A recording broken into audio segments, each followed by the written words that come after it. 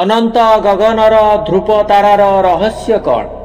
ସତରେ ଏହି ତାରାଟି କ'ଣ ଜଣେ ମାନବ ଶିଶୁ ଥିଲା? ଭକ୍ତ ଧ୍ରୁବର ପବିତ୍ର କାହାଣୀ ଜଣାଇବା ପାଇଁ ଶ୍ରୀ ଗୁରୁ ଶିକ୍ଷା ଚ୍ୟାନେଲ ଆପଣମାନଙ୍କୁ ସ୍ୱାଗତ କରୁଛି।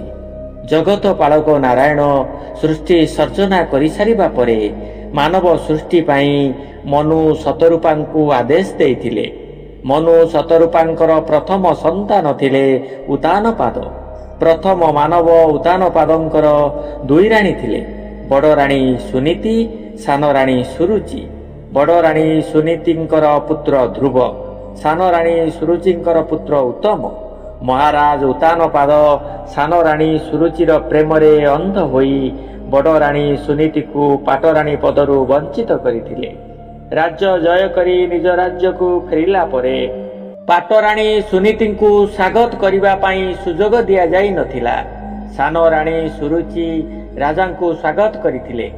ବଡ଼ ରାଣୀ ସୁନୀତିଙ୍କ ପୁତ୍ର ଧ୍ରୁବ ଶିଶୁ ମନ ତଳର ଅକୁହା ଆବେଗକୁ ଛାତିରେ ଚାପି ରହିପାରିଲେ ନାହିଁ। ମା ସୁନୀତିକୁ ପ୍ରଶ୍ନ କଲେ, ମା, ତୁମେ କାହିଁକି ବାବାଙ୍କୁ ସ୍ୱାଗତ କରିବାକୁ ଗଲ ନାହିଁ? ସୁନୀତି ଚପଳମତି ବାଳକଟିକି ମନରେ ଦୁଃଖ ଦେବାକୁ ଚାହିଁନଥିଲେ। ସେ ପୁତ୍ରକୁ ଆଲିଙ୍ଗନ କରି କହିଲେ, ପୁତ୍ର, ତୁମେ ବି ବାବାଙ୍କ ପାଖକୁ ଯାଅ ନାହିଁ। କିନ୍ତୁ ସରଳ ନିଷ୍କପଟ ଶିଶୁ ଧ୍ରୁବ ବାବାଙ୍କୁ ଭେଟିବାକୁ ବ୍ୟାକୁଳ ହୋଇ ଦୌଡ଼ିଗଲେ। ବାବା ଉତାନପାଦଙ୍କ କୋଳରେ ନିଜକୁ ଆପଣାଇ ନେଇ ପୁତ୍ରର ଜନ୍ମସିଦ୍ଧ ଅଧିକାର ସାବ୍ୟସ୍ତ କରିବାକୁ ଚାହୁଁଥିବା ବେଳେ ସାନ ରାଣୀ ସୁରୁଚି ମହାରାଜଙ୍କ କୋଳରୁ ଧ୍ରୁବକୁ ଟାଣି ଆଣିଲେ। କପଟମତୀ ସୁରୁଚି ଧ୍ରୁବର କୋମଳ ମନରେ ଆଘାତ ଦେଇ ଖୁବ୍ ଆନନ୍ଦ ଅନୁଭବ କରୁଥିଲେ। ରାଜା ଉତାନପାଦ ସୁରୁଚିର ପ୍ରେମରେ ଏପରି ଅନ୍ଧ ଥିଲେ ଯେ ଶିଶୁ ଧ୍ରୁବର ଅଧୀର ଆବେଗକୁ ଅନୁଭବ କରିପାରିଲେ ନାହିଁ। ସୁରୁଚି ଧ୍ରୁବକୁ କହିଲେ, ତୁ ମହାରାଜଙ୍କ କୋଳରେ ବସିବା ପାଇଁ ନାରାୟଣକୁ ପ୍ରାର୍ଥନା କର। ଧ୍ରୁବର ଶିଶୁ ସୁଲଭ ମନ ସୁରୁଚିଙ୍କ କଥାକୁ ଉଚିତ ମନେ କରିଲା। ନାରାୟଣ ମୋତେ ମୋ ବାବାଙ୍କ କୋଳରେ ବସାଇ ଦେଇପାରିବେ, କିନ୍ତୁ ନାରାୟଣ କେଉଁଠି ଅଛନ୍ତି? ମୁଁ ତାଙ୍କ ଦର୍ଶନ କେଉଁଠି ପାଇବି? ମନ ମଧ୍ୟରେ ନାରାୟଣଙ୍କ ଦର୍ଶନ କରିବାର ଅଭିଳାଷ ଗୁଞ୍ଜରିତ ହୋଇ ଉଠିଲା।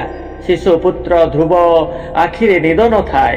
ଅନ୍ଧକାରର ବୁକୁ ଚିରି ନିଶା ଗର୍ଜନକୁ ପଛରେ ପକାଇ ଶିଶୁ ପୁତ୍ର ଧ୍ରୁବ ମା ସୁନୀତିଙ୍କର ପାଦ ଛୁଇଁ ଆଗେଇ ଚାଲିଲା ନାରାୟଣଙ୍କ ଦର୍ଶନ ଅଭିଳାଷରେ। କଣ୍ଟକିତ ରାସ୍ତା, ବନ୍ଧୁର ପାହାଡ଼ ଧ୍ରୁବର ଚଲାପଥରେ ବାଧା ଦେଇପାରିଲେ ନାହିଁ। ନାରାୟଣଙ୍କୁ ପାଇବାର ଦୁର୍ବାର ଆକାଂକ୍ଷା ଧ୍ରୁବର ହୃଦୟରେ ସ୍ପନ୍ଦନ ସୃଷ୍ଟି କଲା। ଗିରି ବନ ହିଂସ୍ର ଜନ୍ତୁ କେହି ତାର ପଥ ରୋଧ କରିପାରିଲେ ନାହିଁ। କୋମଳ ନିଷ୍କପଟ ମନ, ଅମାପ ସୀମାହୀନ ହୃଦୟ ଶିଶୁପୁତ୍ର ଧ୍ରୁବ ପାଇଁ ସ୍ୱର୍ଗ ସୁଖ ଆଣିଦେଲା। ନାରଦ ମୁନି ନାରାୟଣ ନାରାୟଣ ଜପ କରି ପହଞ୍ଚିଲେ ଶିଶୁପୁତ୍ର ଧ୍ରୁବ ସମ୍ମୁଖରେ। ଧ୍ରୁବ ନାରଦଙ୍କୁ ଦେଖି ପଚାରିଲେ, ହେ ଦିବ୍ୟ ଆତ୍ମା, ମୋତେ ନାରାୟଣ ପାଖକୁ ନେଇ ଯାଇପାରିବେ? ଦେବଶ୍ରୀ ନାରଦ ଶିଶୁପୁତ୍ର ଧ୍ରୁବକୁ ନାରାୟଣକୁ ପାଇବା ପାଇଁ ତପସ୍ୟା କରିବାକୁ ପରାମର୍ଶ ଦେଇଥିଲେ। ଦେବର୍ଷିଙ୍କ ପରାମର୍ଶ କ୍ରମେ ଧ୍ରୁବ ନାରାୟଣଙ୍କୁ ତପସ୍ୟା କରିବାକୁ ଲାଗିଲେ। ନାରଦଙ୍କ ପ୍ରଦତ୍ତ ଓಂ ନମ ଭଗବତେ ବାସୁଦେବାୟ ମନ୍ତ୍ର ଜପ କରି ଆହାର ନିଦ୍ରା ଜଳ ମଧ୍ୟ ତ୍ୟାଗ କରିଥିଲେ। ଶିଶୁପୁତ୍ର ଧ୍ରୁବଙ୍କ ତପସ୍ୟାରେ ଜଳ, ସ୍ଥଳ, ବାୟୁ, ଆକାଶ, ଗଛ ଲତା, ଫୁଲ ଫଳ, ପଶୁ ପକ୍ଷୀ ସ୍ଥିର ହୋଇଗଲେ। ଇନ୍ଦ୍ରଙ୍କ ସିଂହାସନ ଟଳିବାକୁ ଲାଗିଲା। ଇନ୍ଦ୍ର ଧ୍ରୁବଙ୍କ ତପସ୍ୟା ଭଗ୍ନ କରିବାକୁ ଚେଷ୍ଟା କରି ବିଫଳ ହେଲେ।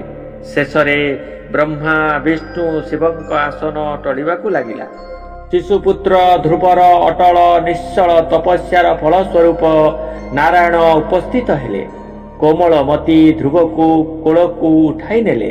ତାର ମୁଣ୍ଡରେ ହାତ ବୁଲାଇ ଜ୍ଞାନର ପ୍ରକାଶକୁ ଉଜ୍ଜୀବିତ କରାଇଲେ।